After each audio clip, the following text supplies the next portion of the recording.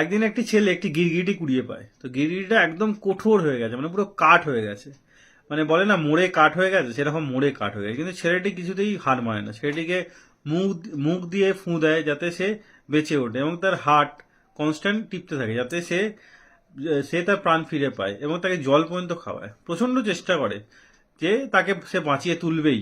Finally সে অনেক চেষ্টার পর তারপর দেখে সে একটু জল খেয়েছে। তো সে প্রতিজ্ঞা করে যে তাকে সে বাঁচাবেই। এবার দেখুন তার মুখটা একটু নড়ছে এবং সে একটু জল খাচ্ছে।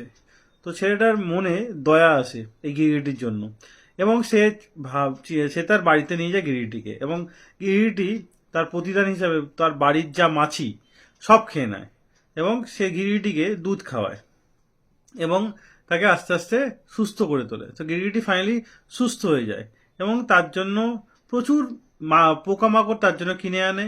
সে পোকামাকড় ধরে খায়, সে পোকামাকড় ধরে খেতে খুব ভালোবাসতো।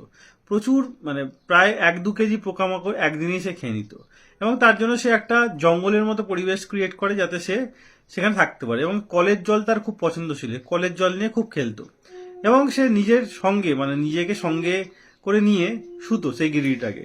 এবং গিরগিটিটা যে কালার ওপর বসতো সেই কালারই চেঞ্জ করতে পারতো।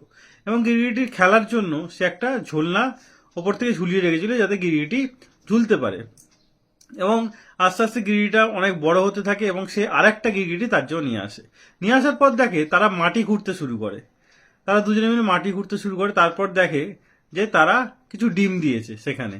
তো কিছুদিন ডিম দেওয়ার পর ছেলেটি খুব খুশি হয় যে তারা ডিম দিয়েছে, এবং ডিম দেওয়ার পর ডিমগুলো আস্তে আস্তে বড় হতে থাকে। বড় হওয়ার পর সে ডিমগুলো ঠিক মতো ভাবে লালন পালন করে, এবং লালন পালন করার পর ডিমগুলো থেকে আস্তে আস্তে বাচ্চা বেরোতে শুরু করে। বাচ্চা বেরোতে শুরু করার পর প্রথমে বাচ্চাগুলো কালো ছিল, কিন্তু কিছুদিন পর বাচ্চাগুলো কালারিং হয়ে যায়, যে দেখতে খুবই সুন্দর হয়ে যায়।